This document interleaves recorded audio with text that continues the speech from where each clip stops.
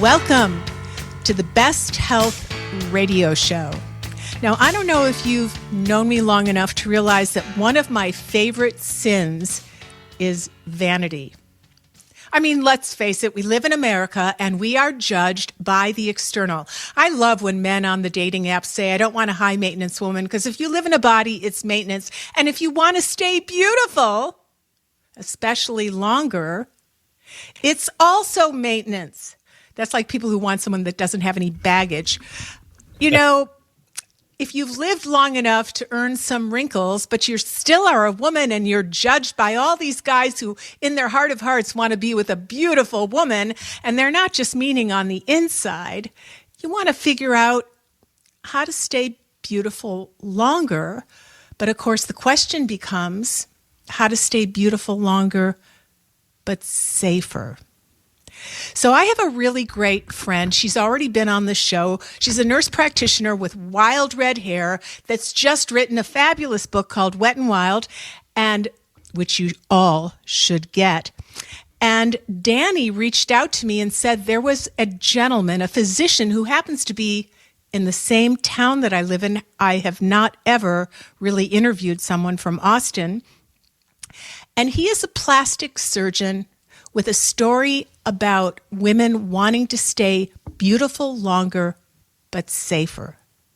This is a story that many of you need to hear, or you have loved ones that you want to pass it forward. This is quite amazing. He's not selling a book. He's not selling a line of beauty supplements. He's talking about pathological issues with different surgical interventions. And when Danny reached out to me and told me that Robert Whitfield was someone I should have on my show, I took it seriously and to heart. So I'm going to give you a little background and then we're going to bounce right in. He's got a great radio voice and he looks like he's had a lot of plastic surgery, but he just happens to look like that because he was born with a lot of blessings. So he kind of is a handsome person himself to help other people be beautiful themselves, but to do so more safely. So he's an experienced board-certified plastic surgeon, and he's going to be telling you about the issues with certain breast implants. He's completed 6 years of surgical training at the Indiana University Medical Center, and he's remained at the Indiana University Medical Center. He remained to complete his plastic surgery residency. And that's what you want, is somebody who's completed these long board certification residencies, because their fingers and their brains know more of what they're doing. And he wanted to gain additional training, so he has additional training in microsurgery and aesthetic surgery by completing another 1-year fellowship, and that was where he's from, Las Vegas, Nevada, under Dr. William Zamboni, which is a pretty well-known name within this field. And every single extra year of training is a lot of hard work and money and makes somebody smarter at what they do. He is an active member of the American Society for Reconstructive Microsurgery, the American Society for Aesthetic Plastic Surgery, a fellow of the American College of Surgeons, and of course the AMA. He is a member of the American Medical Association. So he focuses on a combination of surgery along with nutraceutical advice. He even adds to the mix. You know, I work at Naples, Dr. Perlmutter's old clinic 1 week a month in Florida, and Dr. Maristani there does a lot of our genetic testing. He adds genetic predisposition screening, what a cool idea, to his surgical procedures.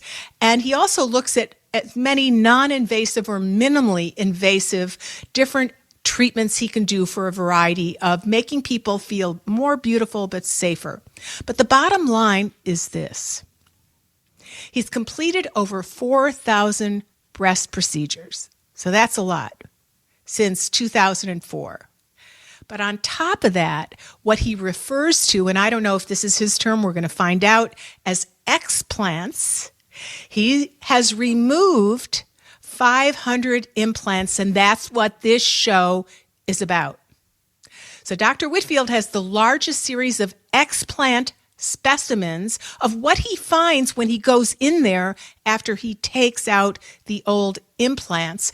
And he did all this while serving as the president-elect of the Research Foundation, and he has given testimony on this at the FDA hearings in 2019.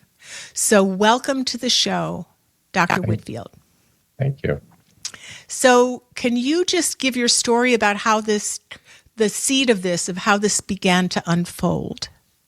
Sure. I mean, thank you for going through all of that. It's hard to hear of all the training that you've done over time, but and you look so young. You should be 80 years old. That's how I feel right now. I diversified much of my training, but in one respect, I concentrated on oncologic reconstruction.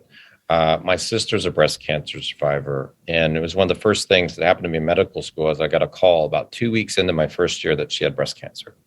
And then my friend and mentor, William Zamboni, who was mentioned in my bio, he did her reconstruction with tissue expanders and subsequently implants because that was her desire. And she did well for many, many years. Later on in my career, I concentrated on using your own tissue from what would be discarded in a tummy tuck to create a breast. And that was called the DIEP flap, DIEP flap. And that was done with microsurgical reconstruction of the blood vessels and removal of that tissue. And that gave women a natural breast reconstruction. I also did implant-based reconstruction as part of my career, but to a lesser degree because I concentrated on the other so much. It took many, many hours to do those cases, sometimes 6, 8, 10 hours a day. We would do those cases for women who required bilateral mastectomies. Because of my reputation in breast cancer reconstruction, I would get looked up when people relocated to a community, and they would find me for a consultation regarding either their implant-based reconstruction for a revision, possibly with that microsurgical technique, or in the case that brought me to breast implant illness, a patient who just didn't want their reconstruction anymore and didn't feel well.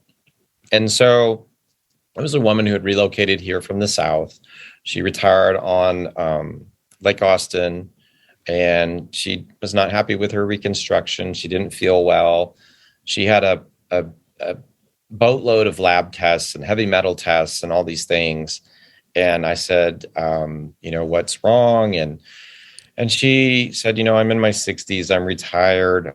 I've had this reconstruction for over 20 years, and I just don't want it anymore, and I don't really feel good anymore. And I said, okay. I mean, it was never my place as a plastic surgeon to do anything but try to facilitate the wishes that I could for the breast cancer patients, whatever they would be. And I had taken down reconstructions in the past, not very often, but I had. Now, there was something peculiar that she asked me, though. She asked me to do an en-bloc capsulectomy. And so a capsule is what forms around any implant, knee, hip, breast, dental. A capsule forms around. That's the body's reaction. It's a scar. And I said, I can do that, but an en-bloc capsulectomy is taking something out like you would take out a tumor undisturbed. So think of an Easter egg without cracking the shell and taking it out carefully with all the membrane intact and removing it. And because she was a cancer patient, her scar pattern was very different. It allowed me to do it very easily. And I said, sure, I can do that for you. That's not a problem. And I examined her preoperatively. I did all of her consultative process. None of that was delegated. So I did her surgery, and she remained in a hospital overnight because she had a cardiac condition that had to be monitored. And when I remove any breast cancer patient specimen, you always send the capsule for pathologic examination to make sure there's no recurrent cancer. And I always checked for any bacterial contamination as part of my protocol that I've done for 20 years. And so I sent these off. Everything went really well. And I saw her in the office at a week. We checked her labs. And for your listeners, there's labs that are done a particular way. If you go to LabCorp or CPL in Austin or LabQuest, it's a CLIA-based lab system. You need 10 to the 5th bacteria to be diagnosed with an infection in a CLIA-based lab system. That's the criteria. And so I got her labs back. She had an E. coli infection diagnosed via the lab through the hospital. So she had no evidence of infection on physical examination. She had no abnormalities in her blood work preoperatively. no elevation in CRP, no elevation in homocysteine. She had nothing. So I had completely missed an implant infection. Now I feel like I've been It trained. had no systemic markers. No. So I feel like I'm very good. And I was very taken back by this. It gave me great pause because, we all approach our patients and we want to have great confidence in our diagnostic ability to examine and treat. And I had no inkling that she had a problem. Her number one symptom that I'll never forget was she was fatigued. That's her symptom. So I treated her based on the antibiotic sensitivities to the organism, which was E. coli, which is also not good to have. And what do you know? She got better. So her fatigue went away? All of it. So she was having, not just an immune response that was from having a foreign body or stimulation or oxidative stress. She actually had an implant infection. So I never looked the same, I guess, as another patient with an implant, regardless of the reason they had the implant, whether it's cosmetic or reconstructive. That person, like many things that happen in our lives, that experience shaped how I view things. And so when someone came to me, and you better believe if they said they're incredibly fatigued and can't get out of bed, my number one thought was that lady. And it still is to this day. And I saw a patient a few hours ago in my office. Patient spent $15,000 in doctors' labs over the past 2 years, who clearly has breast implant illness or a breast implant infection. And she barely can remember what you said to her the moment you say it to her. So her cognition was affected too. Terrible. She's clearly wakes up as tired, if not more tired than when she went to bed. And she has lots of kids. So you're under lots of stress. The whole standard things are told to her. But she is under a lot of stress. She's got a body that's got so much oxidative stress that her mitochondria can never recover.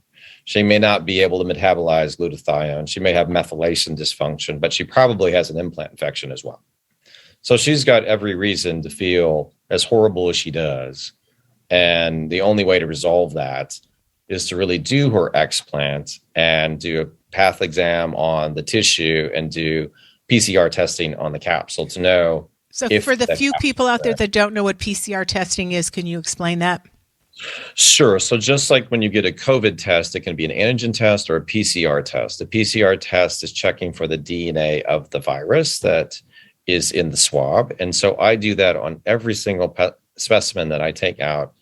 And I've done it that way the last 389 consecutive cases. And it looks for 150 different types of bacteria, mycobacterium, and fungus. So there's a lot written on the internet about breast implant illness being caused by mold. Now, it's true that we have tons of mold, especially in Austin. We have tons of mold.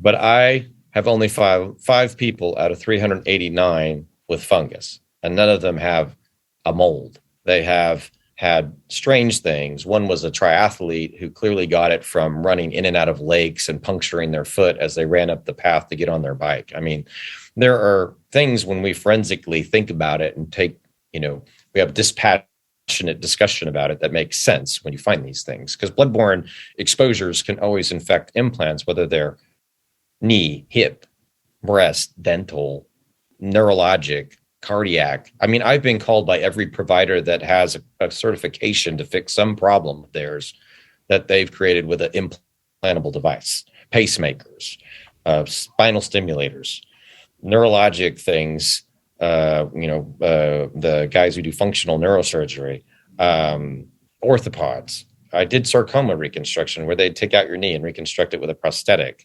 So, I mean, none of this is that complicated when you think of you have a foreign body, you get an exposure, it attaches to the foreign body, biofilm develops. Could this happen even with clips? I think clips. If someone gets a nodule removed on their thyroid and they get a clip, there's some people that have clips in them. Is that an issue that could form a biofilm? Small. And yeah, it is small. It's small. So you could get bioburden, and it would be one of those things where if you take one out, sure, it could have biofilm on it. It's what your body can tolerate. So the surface area of the implant, actually, when you lay it out, is quite large. And when they're textured, they're even worse. That's why they've actually removed textured implants from the market. Textured implants are closely associated with anaplastic large cell lymphoma. Right, I remember. Is that because all those nooks and crannies give better terrain for pathogens to grow? It causes greater irritation. That combined with bacterial contamination is a nice fodder for the lymphatic system or the lymphocytes to get irritated and develop a lymphoma. So I think, if you think of the continuum, you can see how you can get from A to B very easily. So what I see mostly is like my patient who came in today. I mean, I felt very badly for her. She's been told that, she's basically, it's in her head. She's got anxiety disorder, and she does, because her oxidative stress load, her stress load in general, her immune system is completely in overdrive all the time. And the only way to make her recover is remove the nidus, which is causing the stimulation, which is the device, along with its accompanying capsule. And I can do lots of things in the short term to help her. And she's someone who definitely will benefit from genetic screening about her ability to manage oxidative stress or glutathione metabolism or methylation pathways. Boy, this really, I remember when I was practicing back in Palo Alto in the 1980s, and Robert Cathcart had just come from Incline Village and had come to our office. He was the first person to give the name chronic fatigue. And nobody believed, when things first come out, nobody believes it and they deny it. I remember when hemoglobin A1C came out and everyone said, that's ridiculous, just fasting glucose is good enough. But so he came on the scene and he said chronic fatigue and people poo-pooed it. Well, now that diagnosis has an ICD-10 code and it's all well recognized, but people say they don't understand it at all. But now with your experience, it certainly makes sense to constantly be searching for stealth infections. And there's probably many infections that we don't even know how to search for if we don't have some little sign, like you didn't have a sign in that one explant patient. Yeah. I think it's very true. The providers they don't know. So They don't know what to look for. That's why I allopathic medicine providers for that patient I just mentioned, they don't know where to go next. Right. So when you were testifying on breast implant illness to Congress, what were you telling them? So at the FDA hearings, there's a lot of clients of mine or patients who've experienced things like lymphoma, like problems with their gut.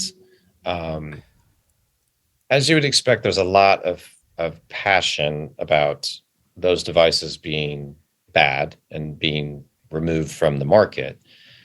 I think what's more important is a lot of dispassionate discourse about the science behind things like I've found, and trying to just, not each knee, hip, breast implant is bad. It's just technically, are there things we can do better? So I couldn't have reconstructed 80% of my patients if we didn't have breast implants, because they're not suitable candidates for other techniques. And for that would be very psychologically damning for many of those patients. They wouldn't ever recover from that.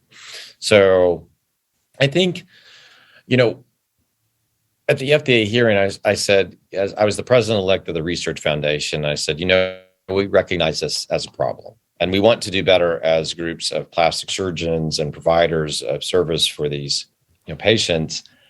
And so the next year, I helped fund studies to look at breast implant illness specifically in a scientific way, to give just the right foot forward in the process of understanding it, basically. And then COVID happened, so those things never got to come to fruition. But my personal audit and series rarely are you going to match what I've done at the rate I've done it, because it's hard to do that. I would do, before COVID, I would do 8 to 10 explants a week. Now, because of COVID, we're limited, and I don't see the sick people I saw before. Today, the lady who came to visit me was the sickest person I've seen in months because of travel limitations. I used to have people fly to see me all the time.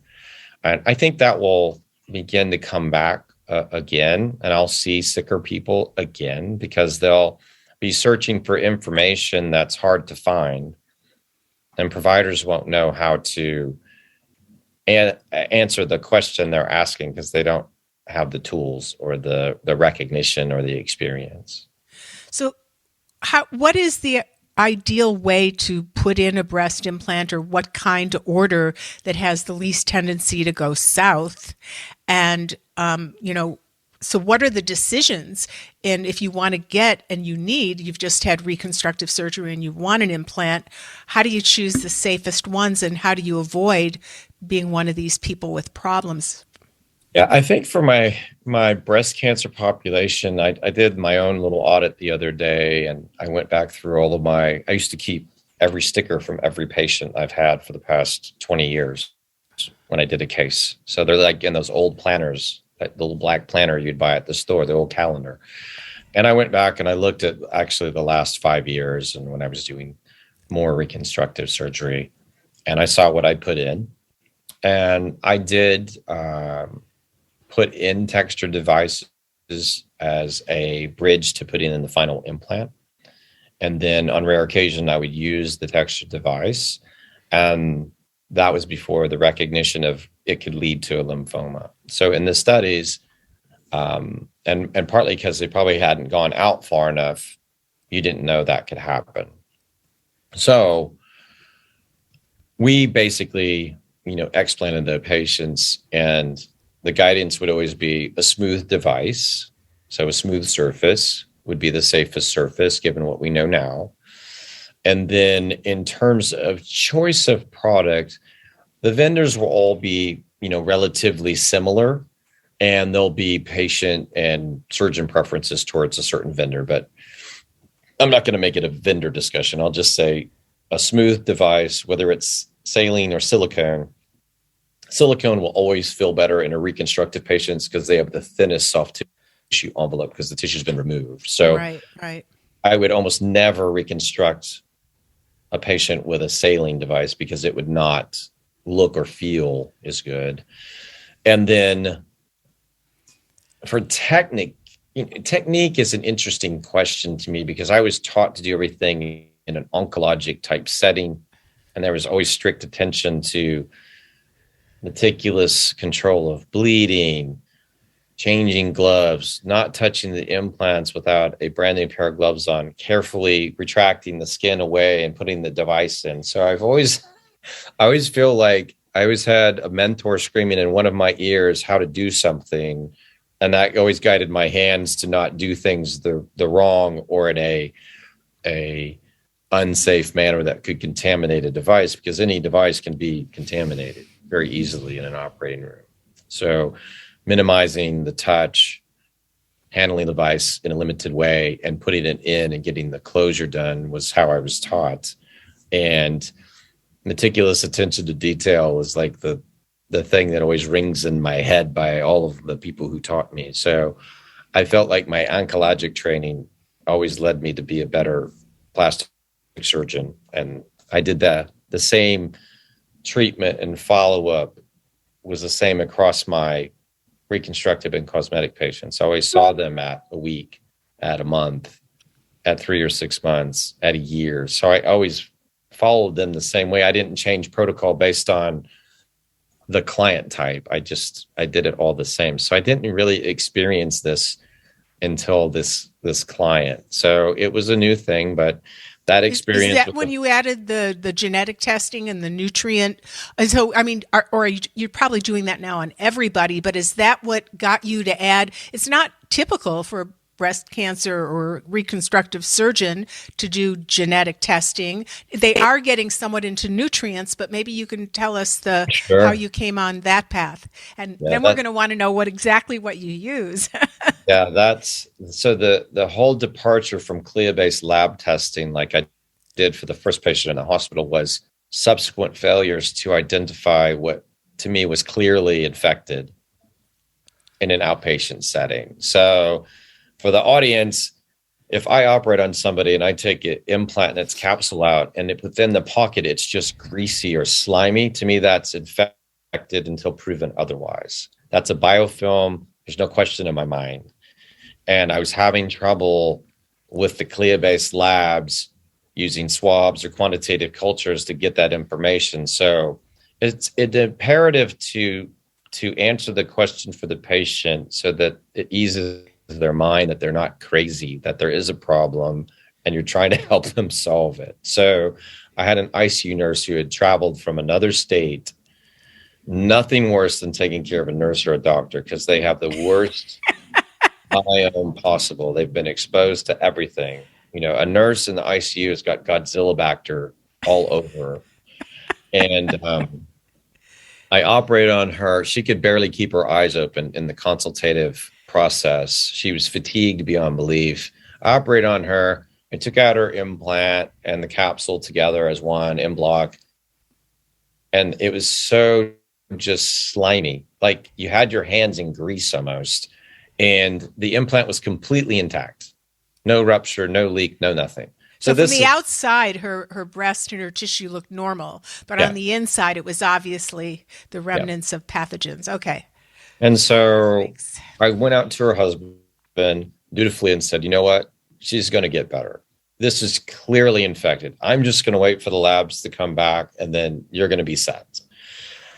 And so I wait for the labs to come back and it says normal flora, nothing else identified. And I'm like, oh my God, this is crap. This is ridiculous. I've been doing this forever. I know when something's infected.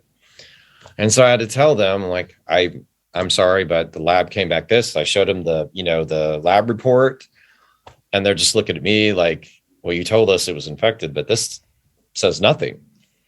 And I'm like, I don't know. And she stayed here because her sister lives in Austin for like 2 weeks. And she drained like 100 cc's a day.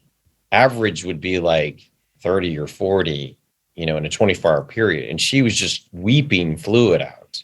So that means that whatever LPS or something that's in there is just continually activating and she's just draining.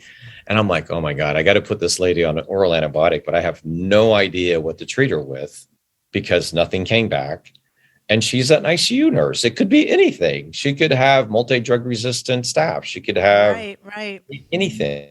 And so I'm like, all right. And so I put her on 2 oral antibiotics. And I said, you know what? I am going to do my best for you here based on my experience.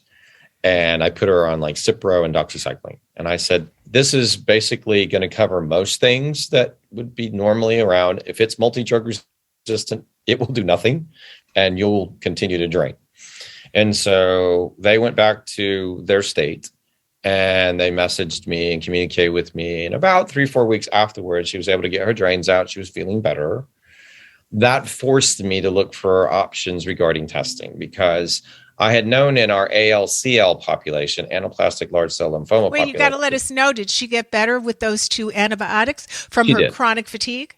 She did. She did. Okay, that's what she meant by better. She really got completely better. That's good to hear. Really okay, better. Great to hear. So basically, when you have that drainage continue and you start them on antibiotics, you look for the drainage to dissipate. And that means you're actually on the right track with the treatment, even though it's, you don't know what you're actually treating.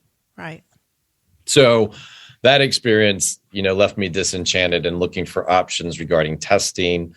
I knew of PCR testing. I knew we mostly did it in, research settings. And so we had done it for ALCL. I was already on the research foundations on the board as the I think at that point I might have been the secretary. So I was always in the meetings regarding ALCL and getting updates. So I was always part of the advisory committee or something associated with that. And they said on this PCR test, it had this bacteria associated with it. So I'm like, I just reached out to the people and I said, okay, what labs do this? And give me some and I'll contact them. And I'm going to start, if they'll accept samples from me, I'm just going to send them to them. So what labs were those? Or So what lab do you use? Microgen DX out of Lubbock, Texas. So basically, if you have a swab or you send them a piece of tissue about the size of a pinky nail, they'll do PCR analysis on it. You send them fluid, they'll do PCR analysis on it. So just like they do COVID, they do my COVID testing too. Okay, now it just kind of, our connection went out when you were saying it. Microgen, Microgen, MICROGEN DX. Gotcha. In Lubbock, Texas. Thank you. That's who's done all my testing since basically 2019, first quarter. And so now I feel completely confident. I'm sure, I probably shouldn't be overconfident about it, but at least I know when I get a sample back, it says negative, it's negative. Did you have any fluid left from that ICU nurse that you, no, darn it. Yeah. So, when someone has a refractory, like these women have refractory UTIs, bacterial vaginosis and candidiasis. Yeah, that's one of the major issues coming down the pike. I take and do a PCR test on it to see exactly what type of candidiasis it is and exactly what type of UTI they have, because nobody ever does it. They just kind of say, oh, you've got a UTI, put you on Macrobid or whatever. And that's just not good enough, right? We have enough technology now that we should be exactly telling them what's going on. And if it's a specific thing, help them, whether it's with a probiotic to help the candidiasis problem or whatever we need to do to make things better. Right. So interesting. So where are you now so you also are doing genetic testing. Can you tell about that slice of the pie? Right. I had prior to COVID, I had a nutritionist who was basically full-time with us, who helped with all the BII patients and any other patients who needed nutritional counseling. And then because of COVID and just changes, they basically help out when they can. And so that turned me to a company called Nutrigenomics to help me better at least guide patients in choices regarding diet. So I prophylactically put people on gluten-free, dairy-free diets and increase their protein to 100 grams a day, mostly plant-based, to decrease inflammation. And so there's a genetic test that's done through Nutrigenomics that identifies whether you have the enzymes to actually metabolize gluten, which I don't, and dairy, which are the two biggest, things I try to get people to manage in their diet preoperatively. And subsequently, now we're looking at genetic screening really for cellular metabolism. So we're looking at the oxidative stress at the mitochondrial level, if they have mutations or copies that are appropriate of superoxide dismutase 2, and then in glutathione metabolism, which is what helps detoxify you, and then in methylation pathways, in addition to just MTHFR, which is a common one that's checked. Interesting. I was at a conference. I was lecturing, but then I like to take everybody else's talks. And there was this one doc. She really walks her talk. She lives on some island and raises all of her own food. And every time she gives her science, she sprinkles it with so much quality nutritional information. And just what you were talking about glutathione being an important detoxifier, she had an end-stage breast cancer patient who was not responding to anything, only was given a short time to live. And so she said at this talk that asparagus was the highest bioavailable food of glutathione. And when people can't really kick something, she'd get them to have a can of asparagus a day, or anything, any way you can get it in you, frozen, fresh, in a can. And the woman did this and was still alive many years later. I never forgot that. Asparagus being the most potent glutathione detoxifying food. Just remind me of that. That's what you got to have too. And women who have breast implant illness already have compromised detoxification. In the 30 to 40% who don't have biofilm, it's clearly their oxidative stress, their ability to detoxify, whether it's glutathione or their methylation pathways that are off as well. So all of it is off, and that leads to more of their anxiety, and more their fatigue and never really recovering. And then, they obviously their cortisol gets out of whack, and they, the sex hormones and the thyroid hormones get out of whack. So everything is off. And then once you get the explant done, I give people time to recover and try to keep the nutritional support going to try to get them to heal themselves, and then start unraveling whatever it is that really needs to be unraveled after I get tests back. So some will want to do as much preoperatively, others will want to wait till I give them information to then decide what are next best steps. So if I get testing back that shows there's no biofilm, then I'm clearly going to go down the nutritional pathway, the nutraceutical pathway, and the genetic screening for oxidative stress and glutathione metabolism, methylation pathways, to see if there are things that we can unpack for them and get them doing better quicker. Interesting. This is really extraordinary. Really, I don't know anybody else that's a surgeon doing this integrative nutraceutical genetic combo job that you're doing. I mean, really covering as many bases as you can. So when you see a patient, like, how does it work? Is it like a long intake, or how do they get all this information from you? What's the course through your office of a patient coming in and going through? The new patient is really self-selecting. So they've found me and they've read about me, or they've watched a YouTube video I've done or a podcast I've done or been on. And then they already know, they've kind of screened themselves. They come in and the basic intake says this patient thinks they have breast implant illness, and they want you to help them and see if that's really the case. And so just like the symptoms we discussed, the thing to do, there's a lot of things that get confused, like Lyme, toxic mold. Those things can be on top of or layered with breast implant illness. So I had a patient follow up today who's several months out, and she's doing much, much better. She's full-time with my BII nutritionist, and she says, I have Lyme disease. And so she not only had breast implant illness, she had Lyme layered on top of it, which is also was such a stimulator of her immune dysfunction. So a lot of it's predetermined when they come, they're going to get this done with me. What I try to do is get them on the right track with nutrition in somewhat of a brief discussion, and then we'll layer it on more deeply based on their appetite for that, no pun intended. So it's just, and it's a lot to take in, I think. And talking in depth about genetics with some folks is a little challenging in the beginning. So I have to see what I can do and how much to give them. Right. You have to feel it out.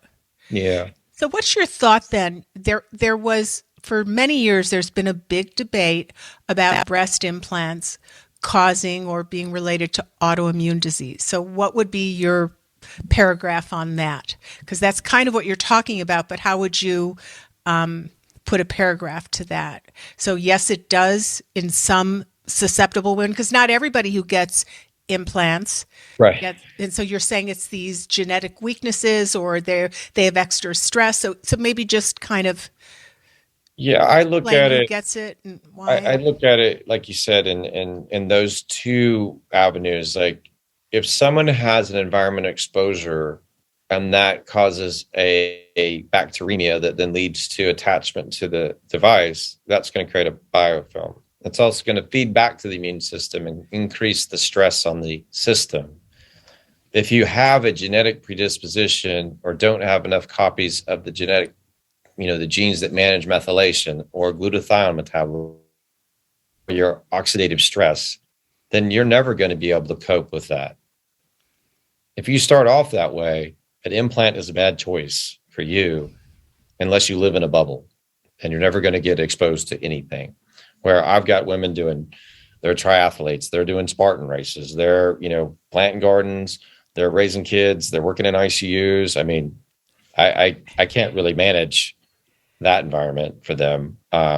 So I think, as we know, our environment plays a huge role in how we live and how we behave. And the lady today, she said, despite her problems with energy levels, has laid 12 pallets of sod. Now, I don't know how anybody who looks like they're going to fall asleep in front of me has laid 12 pallets of sod. A pallet's pretty big. Yes. And what do you think's in the sod? Mold. So I got to ask you, because you're throwing out their mold, you're throwing out their lime. These are two biggies, right? Biggies. So do you have some secret sauces for interventions for these really complex issues? So I think initially I tried to do too much on my own. And now I leverage the other providers in the city of Austin with expertise as much as I can. I have friends who are functional medicine providers. Who's your favorite guy for Lyme and favorite person for mold here in town? Or I guess for Lyme, Lyme, I use Dr. Oob a lot, and for mold, Dr. Shippey. Okay. So, and I guess I've learned more and gone along and been exposed to more of the patient's problems, and from their providers referring, to me these problems. So they may have worked with somebody on Lyme for a long time, and they're like, you got to get your breast implants out. They'll come to that conclusion. Or, conversely, like I just had a patient who I took their breast implants out, who now they found out has Lyme, and now they have to go through the process of trying to treat that. And then mold exposure is a horrible problem in Austin, and I've had several people deal with that personally, and come into my clinic critically ill for long periods of time. Kids with, mental disability, basically because of chronic exposure, found it in their cerebral spinal fluid. I mean, just awful stuff. So those are like extreme examples where, both the functional practitioner and the allopathic practitioners are trying to salvage somebody who's got severe, exposures. I had a patient who had chronic UTIs and went on the macrobid, then the this, then the that. Nothing, there wasn't anything getting rid of it. And the urologists were finally saying, you have to live on antibiotics. And she went through in town. There's a new clinic open about 10, 11 months from Dr. Roy. He's a hospitalist at Cedar Park, and his wife, who's a pharmacist. It's called Austin MD Aesthetics and Wellness, and they have Jackie is their IV nurse, and they do whole blood ozone with full blood irradiation, and a few treatments of that completely got rid of this chronic UTI that was almost a half a year with multiple antibiotics, and the person being systemically ill, and a few treatments of that, which of course is very non-standard of care, and they did great. Have you had did you ever bump elbows with ozone and whole blood irradiation? So I have a home ozone thing just on the other side of my desk. I have a home ozone thing downstairs. Yeah. So Don't leave home without it. Yeah, I think more and more, one of my consultants referred to me as the non-surgical plastic surgeon, but maybe it'd be better if you just called me the functional plastic surgeon. It'd probably be more accurate, because I'm looking for the things that will help solve the problems that clearly we don't do a great job at. So clearly ozone helps. I try to be open-minded to all these different modalities, and certainly, the microbiome of the gut is a big interest of mine, because I have so many female clients with so many problems, and those problems are not made better by operating. Digestion is not better after you operate on somebody. I always prescribe medications that either slow down the system, or in some people just disable it because they don't have a functioning GI tract to begin with. So I think I'm always looking for the thing that's going to help the client get the best outcome as quickly as possible, so I'm not as disruptive to their life that's already been taken apart by whether it's breast implant illness, or if it was a cancer patient, or even a cosmetic patient. They don't want to waste time in recovery. They want to recover and, like you said, be beautiful, both on the inside and the outside. So what else do you do if someone were to call you up? What are all the services that you have so we can know? And we'll have in the show notes how people can reach you if they want to make an appointment with you. Or do you do long distance consults? If someone is listening to this from another state, do you do a long distance consult and then they can come see you in person if they want? I have this wonderful electronic medical record called Implant Health, and it has an app, and the app has a function that's basically FaceTime built in it. So I can communicate with anybody over the internet. What's that system called? Symplast, Symplast Health. Yeah, just, a few times when you've made a comment that we just now. lost. Yep, and so I just want to make sure I got that. Yeah, that so is a very cool thing. That is very cool. And it has a little messaging function too. So my clients, basically when I see someone or operate on someone, especially if I'm operating on them, I follow up with them the next day, either via phone or through the app, usually by a phone so I can talk to them, make sure they're doing all right. And the app has just made it easier to resolve questions quicker. You don't have to go through the phone, talk to my team. The team can answer the question or I can see it, and it's just simple and it's done. And whether you're in state, out of state, because of COVID, obviously, I was doing more virtual consultations than I had ever done in the past. But my practice, as you know, is a little different. So when you walk in the front door, I have 3 estheticians. I have a massage therapist who does Reiki and lymphatic. And then we have non-invasive equipment that treats the double chin and shrinks your jawline and tightens it, called Evoke. And we have non-invasive equipment called Evolve that tightens tissue, remodels fat, trims fat, cellulite. It tightens muscles. And then we have minimally invasive things called AccuTite, FaceTite, and BodyTite. So I do a series of smart procedures that really span like what's the best available current technology to trim and tighten and remodel fat and skin of the face, the breasts, the abdomen, without leaving excisional surgery scars. So there are only 2 to 3 millimeter openings, and you can get really dramatic results with these combined with different techniques, whether it's liposculpture or microneedling. We have microneedling systems that work all over the body as well as the face. And those span like several $1 million worth of things I have as you wander through my office. I want to come wander through your office and see how you can make me more vain. And then, of course, I do all the plastic surgery as any plastic surgeon would do. I do facelifts and breast surgery and tummies and whatever you need, liposuction. But I'm very... we'll say I prefer to sculpt, not debulk. So I want to make things look beautiful all the time.